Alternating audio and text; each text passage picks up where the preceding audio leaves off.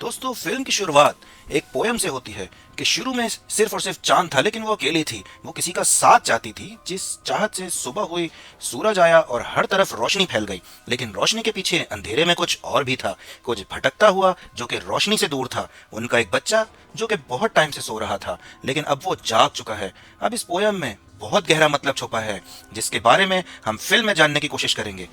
अब सीन में दिखाया जाता है गांव, जहां एक घर के अंदर एक औरत अपने दो बेटों के साथ डिनर टेबल पर बैठी हुई थी। यहाँ हमें पता चलता है कि डेविड उसका सौतेला बड़ा बेटा है और छोटा उसका अपना बायोलॉजिकल सन है। अब हम जान पाते हैं कि मैकफाई ने अपने हस्बैंड के लिए एक प्लान किया हुआ है, और ये प्लान कोई सरप्राइज या खुशी देने वाला नहीं, बल्कि उससे मौत के घाट उतारने वाला था। जिसके बाद उसके हस्बैंड को दिखाया जाता है। मैकफाई ने उसके चाय के अंदर कोई पॉइजन मिला दिया था और उसका हस्बैंड वो सारी चाय खत्म कर देता है।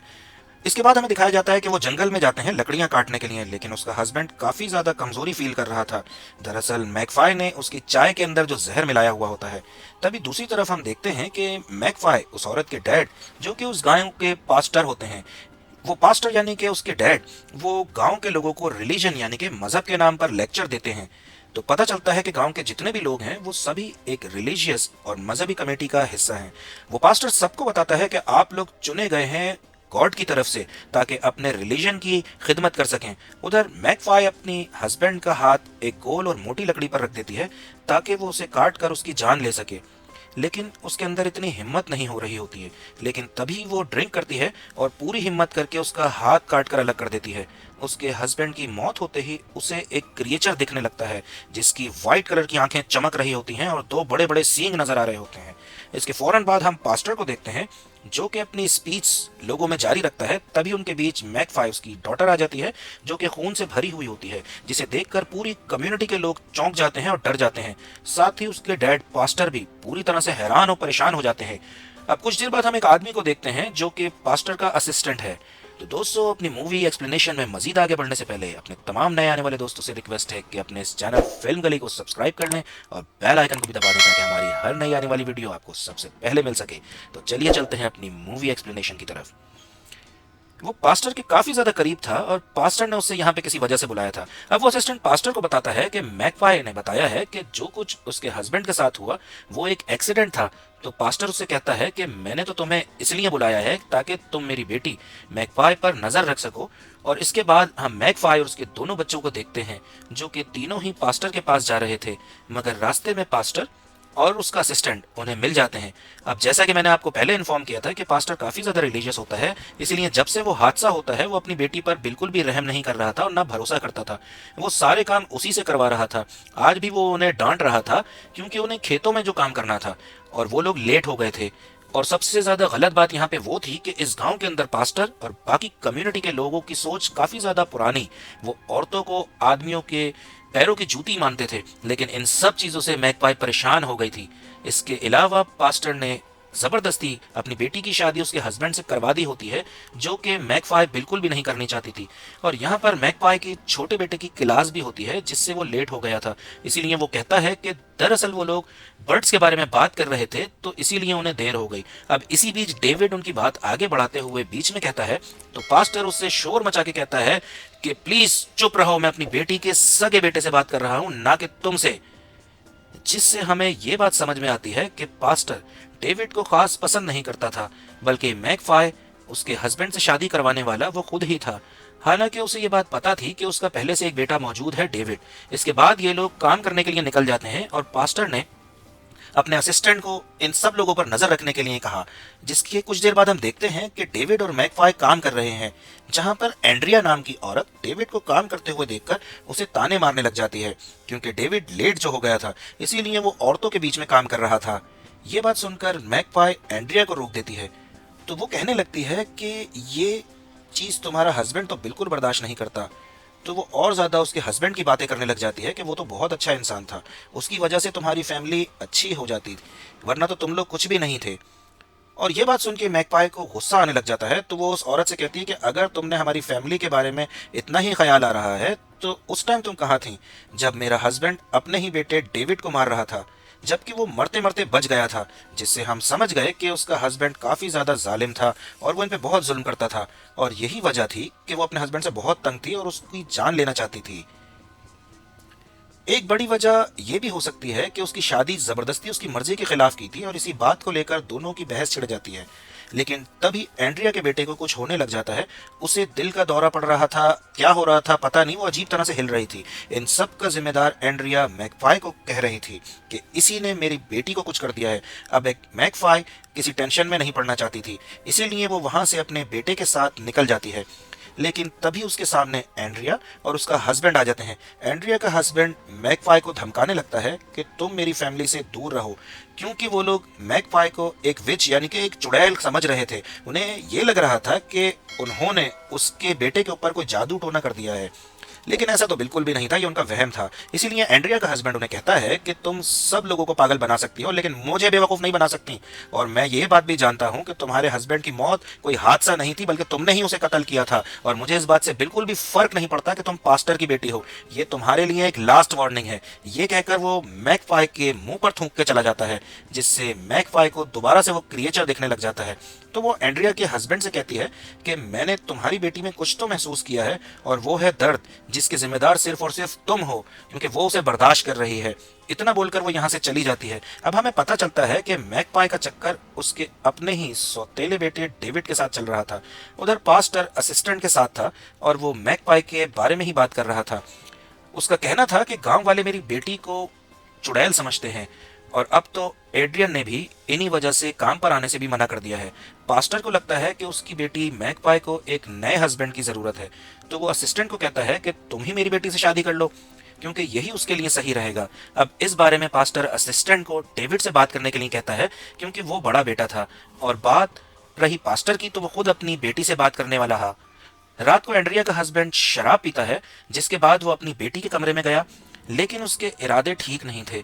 वो उसके साथ कुछ गलत करने का प्लान करता है, और यही वो दर्द था जिसके बारे में मैकपाई ने कहा भी था, क्योंकि उसने पहले ही ये बात भांप ली थी कि इससे पहले कि वो कुछ करता तो वही सफेद आंखों वाला क्रिएचर वहां पर पहुंच जाता है और उसे बुरी तरह से चीर फाड़ कर उसकी जान ले लेता है। अब अगले दिन एंड्रिया काफी गुस्से में लग रही थी, क्योंकि उसे लग रहा था कि उसके हस्बैंड की जान मैकपाई की वजह से गई है, लेकिन ऐसा बिल्कुल नहीं था। इसीलिए वो उस पर नजर रखने के लिए गई थी। मैकपाई जंगल से लकड़ियां काट कर जा रही होती है कि उसके सामने उसका बाप पास्टर आ जाता है, जो कि मैकपाई को बातें सुनाने लग गया था, क्योंकि उसने एंड्रिया से बहस जो की थी। तब वो ये कहती है कि मैंने उसके साथ जो कुछ भी किया वो सिर्फ और सिर्फ इसी के लायक थी। ये बात सुनकर पास्टर को गुस्सा आ जाता है और वो मैकपाई को पकड़ लेता है, यहाँ तक कि उसका गला दबाने लग जाता है और कहता है कि तुम्हें शांत रहना सीखना होगा। और ये वार्निंग देकर वो वहां से जाने लगता है। तो उसकी बेटी मैकपाई उससे कहती है कि तुमने मेरी शादी एक मॉन्स्टर से करवा दी थी, अपनी खुद की बेटी बर्बाद करने वाले तुम ही हो। अपने हाथों से तुमने मेरी जिंदगी खराब की बिना कुछ सोचे समझे। और हाँ, तुम्हारे पास्टर बनने के दिन अब खत्म होने वाले हैं। पास्टर जो कि खुद को कम्युनिटी वालों का गॉड समझता है, वो सब कुछ खत्म हो जाएगा। और इतना कहकर वो वहां से जाने ही लगती है। इस सब के बाद भी एंड्रिया उसका पीछा कर रही थी। आगे जाकर जो उसने देखा, वो देखकर वो चौंक जाती है। अब वो क्या था फिलहाल तो हमें ये दिखाया नहीं जाता, और सीन कट होकर आगे बढ़ता है और हमें असिस्टेंट को दिखाया जाता है, जो कि डेविड के पास आता है। पता चला कि ये दोनों काफी अच्छे दोस्त हुआ करते थे, लेकिन इन दोनों की दोस्ती फैमिली प्रॉब्लम्स की वजह से टूट जाती है और इन्होंने काफी टाइम से कोई बात भी नहीं की होती। अब वो असिस्टेंट इसे ये बताने आया था कि पास्टर ने मुझे मैकपाई से शादी करने के लिए कहा है। फिर असिस्टेंट ने डेविड से ये पूछा कि क्या तुम लोग काम करने आओगे या फिर नहीं आओगे। तो इस बात पर डेविड कहने लगता है कि क्या तुम पास्टर के चापलूसी करना छोड़ोगे या नहीं। तो ये बात सुनकर असिस्टेंट कहता है कि ये बात मैं पास्टर के कहने पर नहीं बोल रहा, बल्कि मुझे तुम लोगों की सच में बेहद फिक्र है, क्योंकि जिंदा रहने के लिए काम तो करना ही पड़ेगा ना।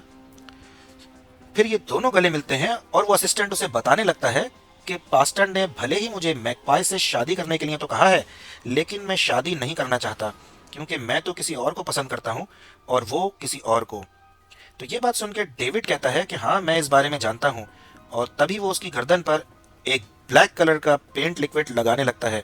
इसके बाद हम सीधा रात में असिस्टेंट को देखते हैं, जहाँ पर वो डेविड के साथ था और फिर से उसकी बॉडी पर पेंट लगा रहा था। यहाँ पर मैकपाई भी थी, जो कि अपने साथ ये सब कुछ करवा रही होती है। अब असिस्टेंट के आगे वही क्रिएचर सामने आ जाता है और यहाँ पर हम देख पाते हैं कि डेविड और मैकपाई इस क्रिएचर के बारे में पहले से ही जानते हैं। मैकपाई असिस्टेंट से कहने लगती है कि क्या तुम अपनी जिंदगी झूठ पे जीना चाहते हो। इस लाइन का मतलब था कि वो असिस्टेंट को पास्टर के खिलाफ भड़का रही होती है, क्योंकि असिस्टेंट पास्टर की सारी बातें फॉलो करता था। चाहे वो उसके लिए बेहतर हो या उसके खिलाफ हो। इसके फौरन बाद असिस्टेंट की आंख खुल जाती है और जो कुछ भी उसने देखा होता है उसे समझ नहीं आ रहा होता कि ये मेरा ड्रीम है या ये मेरे साथ हकीकत में हुआ है, लेकिन वो सबसे पहले उस क्रिएचर का स्केच बनाता है। अब मैगपाई काम कर रही होती है तो तभी उस गांव के कुछ लोग वहां आ जाते हैं। उन्हें देखकर वो डेविड को बुलाने लगती है, लेकिन डेविड को तो एंड्रिया ने पहले ही पकड़कर चाकू की नोक पे खड़ा किया हुआ होता है। एंड्रिया मैगपाई को उनके साथ चलने का कहती है और जिसके बाद वो उसे एक सुनसान जगह पर ले आई थी। वो उसे फांसी पर लटकाने का प्लान करते हैं, पर तभी मैगपाई का छोटा बेटा पास्टर को लेकर यहाँ आ जाता है, इसीलिए वो मैगपाई को बचा लेता है। अब पास्टर एंड्रिया को एक जोरदार थप्पड़ मारता है और पूछता है कि ये तुम क्या बेवकूफ़ी कर रही थी। तो वो कहने लगी कि मोही मैं वही कर रही हूँ जो कि बहुत पहले कर देना चाहिए था। फिर वो मैगपाई पर इल्ज़ाम लगाती है कि इसने मेरे हस्बैंड को कत्ल किया है और मैंने कल मैगपाई को देखा था जब मैं इसका पीछा कर रही थी। अब वो उसी दिन की बात हो रही है जो कि हमें दिखाया गया था। तो वो बताने लगती है कि पीछा करते हुए जब मैं आगे बढ़ी तो मैंने मैगपाई को क्रिएचर के साथ देखा था। तो वो कहती है कि ये पूरी तरह से उस क्रिएचर के कंट्रोल में थी और उसके जिस्म से निकल रहा काला पेंट अपने ऊपर अप्लाई कर रही थी और खुद को लगा रही थी, तो जिससे हम समझते हैं कि वो ब्लैक पेंट उस क्रिएचर का ही था। अब चौंका देने वाली बात बताती है कि मैगपाई और वो क्रिएचर एक दूसरे के बहुत करीब आ चुके थे। तब पास्टर एंड्रिया से ये पूछने लगता है कि अगर तुम्हारे हस्बैंड के साथ क्या हुआ था। इस पर वो बताती है कि जब मैं अपने बेटे के रूम में गई थी तो वहां मैंने अपने हस्बैंड की डेड बॉडी को देखा जिसके 2 पीस हुए गए थे। अब ये सब या तो मैगपाई ने खुद किया या तो उस क्रिएचर से करवाया जिसके वो करीब थी। ये बात सुनकर मैगपाई कहती है कि एंड्रिया 100% झूठ बोल रही है। तो एंड्रिया कहती है कि मैं अब इस मैगपाई के साथ और मजीद काम नहीं करूंगी। तो पास्टर कहने लगता है कि जब तक इस बात की हकीकत तक नहीं पहुंच जाते तब तक तुम सभी चुप रहोगे, और वो इन सब को कहता है कि अपने अपने काम पर वापस जाओ। तो पता चलता है कि वो क्रिएचर अभी भी जंगल के अंदर मौजूद होता है। अब कुछ टाइम बाद हम पास्टर को देख पाते हैं जो कि अपने बेटे के पास आया था। मैगपाई को काफी तेज बुखार हो रहा होता है और वो उससे पूछने लगता है कि तुमने एंड्रिया के हस्बैंड के साथ क्या किया था। इस पर वो कहती है कि मैंने उसके साथ तो कुछ नहीं किया। फिर वो थोड़ी देर में सच बताती है कि मैंने उसके साथ वही किया जिसके वो लायक था, और ये बात कहकर वो पागलों की तरह हंसना स्टार्ट कर देती है। तभी उसके डैड पास्टर उससे उस क्रिएचर का स्केच दिखाते हैं जो कि उसके असिस्टेंट ने बनाया होता है। ये देखकर वो कहती है कि मैंने इसके पास जाना है, और फिर जोर से हंसने लग जाती है। खैर इन सब के बाद पास्टर बाहर आ गया था और उसने दरवाजा लॉक कर दिया था क्योंकि उसकी बेटी मैगपाई अकेले उसने अपनी बेटी को कैद कर दिया था। और वो असिस्टेंट वहां पर आता है तो उसको पता चल चुका था कि जो कुछ भी उसके साथ हुआ था, जो कुछ उसने देखा था वो बिल्कुल सच था। तो पास्टर कहने लगा था कि मुझे इस बारे में बिल्कुल भी नहीं पता था, लेकिन अब गांव वाले पास्टर के खिलाफ हो चुके थे, इसीलिए वो ये बात ठान लेते हैं कि मैं अपनी इस बेटी को इसकी सजा जरूर दूंगा। इसीलिए गांव वालों के साथ वो मैगपाई को बांधकर एक सुनसान जगह पर ले आते हैं और उसे बांधकर एक जगह पर खड़ा कर दिया जाता है जहां पर सारे लोग मैगपाई पर टमाटर मार रहे थे, उसको गुनाहगार कह रहे थे और उसे चुड़ैल विच कह रहे थे। लेकिन एंड्रिया की बेटी ऐसा नहीं कर रही थी क्योंकि वो ये बात जानती थी कि मैगपाई ने जो कुछ भी किया वो बिल्कुल सही किया था। तभी वहां पास्टर आता है और सब खामोश हो जाते हैं, ठहर जाते हैं। पास्टर गॉड से प्रे करने लग जाता है और कहता है कि वो मैगपाई को सजा देंगे। मेरी खुद की बेटी शैतान के जाल में आ चुकी है और वो शैतान बनती जा रही है। साथ ही साथ वो और उसका सौतेला बेटा शैतान की डार्क में सिली यानी कि अंधेरे में उसके एजेंट बन चुके हैं, और मैगपाई ने एंजल के हस्बैंड को खत्म किया होता है, इसीलिए उसे सजा मिलेगी। इतना कहकर वो सभी गांव वालों को ये बात कहता है कि इसे यहीं पर बंधा रहने दो और आगे इसको सजा गॉड खुद ही दे देंगे। अब दूसरी तरफ हम उस क्रिएचर को देख पाते हैं जिसके अंदर से वो ब्लैक पेंट बहुत तेजी से निकल रहा था और ये पूरे गांव वालों को आहिस्ता आहिस्ता कवर कर रहा होता है, यानी कि डार्कनेस पूरे गांव के अंदर फैल रही होती है। और यहाँ ये चीज भी समझ में आ जाती है कि ये लोग जो कुछ भी कर रहे थे वो डार्कनेस से कम नहीं था। अब एंड्रिया अपनी बेटी के पास आकर कहती है कि वैसे अच्छा ही हुआ जो तुम्हारे बाप के साथ हुआ वो इसी लायक था, यानी कि वो भी सच जानती थी कि उसके हस्बैंड की अपनी ही बेटी पर नजर ठीक नहीं थी। अब असिस्टेंट डेविड के पास गया हुआ था जहाँ के डेविड को कैद करके रखा हुआ था और वो उसे कहने लगता है कि मैगपाई जंगल में तुम्हारा इंतजार कर रही है और उसी ने मुझे भेजा है तुम्हें वापस लाने के लिए। ये बात सुनकर डेविड उसके साथ चल पड़ता है, लेकिन जंगल में पहुंचकर उसे यह एहसास होता है कि असिस्टेंट दरअसल डेविड के साथ झूठ बोल रहा था और ये सब तो पास्टर का प्लान था। अब पास्टर को दिखाया जाता है कि वो डेविड को इसलिए बुलाता है ताकि वो उस क्रिएचर के बारे में उससे जान सके, लेकिन डेविड भी पागलों की तरह हंसता है क्योंकि वो उस क्रिएचर के कंट्रोल में आया हुआ था। यहाँ पर एंड्रिया भी होती है, जिससे पास्टर ये पूछने लगा कि क्रिएचर तुमने कहाँ देखा था। तो वो बताती है कि मैंने यहीं पर तो देखा था। इस पर डेविड कहता है कि तुम लोग कभी उसे नहीं मार सकते। तो पास्टर कहता है कि हम उसे जरूर मारेंगे, और इतना कहने के बाद वो एंड्रिया को मार डालता है। इसके बाद वो डेविड को भी खत्म कर देता है, क्योंकि उसे अपनी बेटी और डेविड के चक्कर के बारे में पता चल चुका था। एंड्रिया को मारने का इरादा उसने इसलिए किया क्योंकि वही सब गांव वालों को पास्टर के खिलाफ भड़का रही थी। डेविड को मारने की एक ये वजह भी थी क्योंकि डेविड भी उस क्रिएचर के कंट्रोल में आ चुका था। अब यहाँ पास्टर अपने असिस्टेंट को कहता है कि तुम्हें गांव वालों को बताना होगा कि एंड्रिया को तो क्रिएचर ने मार दिया और डेविड ने उन पर हमला करने की कोशिश की थी, इसीलिए असिस्टेंट ने अपने बचाव में उसे खत्म कर दिया। तभी पास्टर और असिस्टेंट वहां से निकलने ही लगते हैं, लेकिन जाने से पहले असिस्टेंट को उस क्रिएचर की एक झलक दिख जाती है। अब पास्टर अपने बेटे मैकपाई के पास था और यहाँ वो उसका ख्याल रख रहा था, क्योंकि उसे सच में अपनी बेटी की बहुत परवाह थी। उसने एंड्रिया को अपनी बेटी मैकपाई के लिए ही खत्म किया था, और मैकपाई को कमरे के अंदर कैद करके इसीलिए रखा था ताकि वो सभी गांव वालों से सेफ रह सके। खैर, जब मैकपाई उठती है तो वो अपने आप को उसी कमरे में पाती है। तो तभी उसे डेविड दिखाई देता है, जो कि जख्मी हालत में है और उससे मदद मांग रहा होता है। लेकिन हम ये बात जानते हैं कि वो तो मर चुका है। इसका मतलब था कि वो मैकपाई को कुछ दिखाना चाहता था। अब वो असिस्टेंट से पूछती है कि डेविड कहाँ है, लेकिन असिस्टेंट इस बात का उसे कोई जवाब नहीं देता, बल्कि उल्टा उससे सवाल करने लग जाता है कि तुमने मेरे साथ ऐसा क्या किया है। जब से तुम लोगों ने मेरे ऊपर वो काला लिक्विड लगाया है, तब से मुझे बिल्कुल भी ठीक फील नहीं हो रहा, और मुझे वो मॉन्स्टर भी बार बार दिखाई दे रहा है। सिर्फ यही नहीं, बल्कि मुझे इस जमीन की मिट्टी भी ठीक नहीं लग रही। मतलब जो सीन हमने देखा था, जहां उस क्रिएचर के अंदर से ब्लैक कलर का लिक्विड निकलकर पूरे गांव में फैल रहा था, तो वो दरअसल जमीन को बंजर यानी कि खराब कर रहा था, क्योंकि वो सब कुछ खत्म करना चाहता था। क्योंकि जैसे हम जानते हैं कि गांव वाले रिलीजियस में इतना ज्यादा अंधे हो गए थे कि उन्होंने अपने अंदर की इंसानियत को ही मिटा दिया था, और वो बहुत ज्यादा बुरे बन गए थे। डार्कनेस ने उन्हें पूरी तरह से घेर लिया था। यहाँ हम देखते हैं कि उनका दिमाग बिल्कुल ही खराब हो गया था, इसीलिए मैकपाई समेत सभी उस बुराई की चपेट में आ चुके थे। वो सही और गलत की पहचान ही नहीं कर पा रही थी। बिना किसी प्रूफ के वो लोगों को मार रही थी। अब असिस्टेंट उसको बताता है कि मेरे पास तो कोई रास्ता ही नहीं था, इसीलिए मैंने डेविड को खत्म कर दिया। ये बात सुनकर मैकपाई इस पर यकीन नहीं कर पाती, लेकिन असिस्टेंट मैकपाई को ये बात बताता है कि मुझे ऐसा महसूस हो रहा है कि जैसे मैं भी जिंदा नहीं बचूंगा, और मुझे ये बताओ कि भला मैं अब तक जिंदा कैसे हूँ, हालांकि मैं भी तो क्रिएचर के लपेट में आ चुका हूँ। तो मैकपाई उससे पीछे धक्का देती है और वहां से बाहर निकल जाती है, और उसे फिर से डेविड दिखता है, जो कि कहीं पर जा रहा होता है। आगे जाकर उसने डेविड की लाश देखी, जिस पर एक बोर्ड लिखा होता है, जो कि देखकर मैकपाई दुखी हो जाती है, क्योंकि वो उसे बचाने के लिए कुछ भी तो नहीं कर पाई। इसीलिए वो उससे माफी मांगती है। अब यही मकसद था डेविड का, क्योंकि वो उसे अपनी लाश के पास लेकर आना चाहता था, जिसमें क्रिएचर की ताकत ने भी और साथ भी उसकी मदद की। और असिस्टेंट मैकपाई को ढूंढने लगता है, लेकिन वो तो उस क्रिएचर के पास थी। तो तभी वो असिस्टेंट के पास आई और पूरी तरह क्रिएचर के पेंट लिक्विड से कवर हुई हुई थी, और यहाँ दिखाया जाता है कि वो उस असिस्टेंट का गला काट कर उसे खत्म कर देती है। और ये सब उसके डैड पास्टर ने देख लिया था। अब पास्टर के पास कोई और रास्ता ही नहीं बचा था, क्योंकि उसने खुद अपनी बेटी को ये करते हुए देख लिया था और रंगे हाथों उसे पकड़ लिया था। इसीलिए वो उसे नीचे गिराकर मारने लगता है, लेकिन तभी वो क्रिएचर पास्टर को ही खत्म कर देता है, जिससे मैकपाई हंसने लग जाती है। जिस बात से हम समझ गए कि पास्टर भी कोई अच्छा इंसान नहीं था, क्योंकि वो भी लोगों के साथ बुरा सलूक करता था और उन पर जुल्म किया करता था, क्योंकि यही सारी चीजें इस पूरे गांव में चल रही थीं, और ये सारी बुराई उस डार्कनेस की वजह से वो क्रिएचर पैदा हुआ था।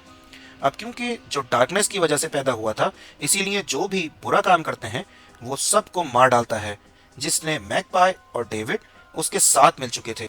हमें वही पोयम सुनाई देती है, यानी कि स्टार्टिंग में सिर्फ चांद था, लेकिन वो अकेली थी, वो किसी का साथ चाहती थी, और उसी चाहत से सुबह हुई, सूरज आया और हर तरफ रोशनी फैल गई। लेकिन रोशनी के पीछे अंधेरे में कोई और भी था, कुछ भटका हुआ, जो कि रोशनी से दूर था, डार्कनेस में डूबा हुआ था। उनका एक बच्चा जो कि बहुत टाइम से सो रहा था, लेकिन अब जाग गया है। और इस लाइन का मतलब मैकपाई से ही था। मैकपाई स्टार्टिंग में अकेली थी, उसके डैड थे, लेकिन वो एक अच्छा बाप नहीं था। उनकी सोच काफी ज्यादा पुरानी थी, जिसमें बेटियां, बीवियों और बहनों को दबा के रखा जाता था। इस पूरी कम्युनिटी के अंदर ये बुराई भी चल रही थी, जिसका प्रूफ ये था वो डार्कनेस। जिसके बाद मैगपाई की जिंदगी में एक सूरज आया, यानी कि उसके डैड ने उसकी शादी एक बड़े आदमी से कर दी थी, और वो भी एक अच्छा इंसान नहीं था, यानी कि वो उसका सूरज नहीं था। तो सूरज का मतलब डेविड था, जिससे मैगपाई को प्यार हो गया था। लेकिन अपने हस्बैंड की वजह से इसने अंधेरे को, डार्कनेस को कबूल किया और उस क्रिएचर को देखा। इसीलिए वो और डेविड उस क्रिएचर के साथ मिल गए और पूरी जिंदगी उन्होंने डार्कनेस के नाम कर दी, क्योंकि वो ये बात जानते थे कि इन सब चीज़ों से निकलने का सिर्फ और सिर्फ यही एक अकेला रास्ता है, अपनी तकलीफ़ों को दूर करने, फिर चाहे ये रास्ता सही हो या गलत। और जो जागने की बात हुई थी वो क्रिएचर के बारे में ही तो होती है कि वो उठ चुका है, और अब जो लोग भी यहाँ गलत काम कर रहे हैं उनका खात्मा होना तय है, क्योंकि वो क्रिएचर और उसकी डार्कनेस और उसके साथी मैगपाई पूरी गांव को अपना कंट्रोल में ले लेते हैं। और इसी बात के साथ हमारी ये मूवी यहीं पर खत्म हो जाती है।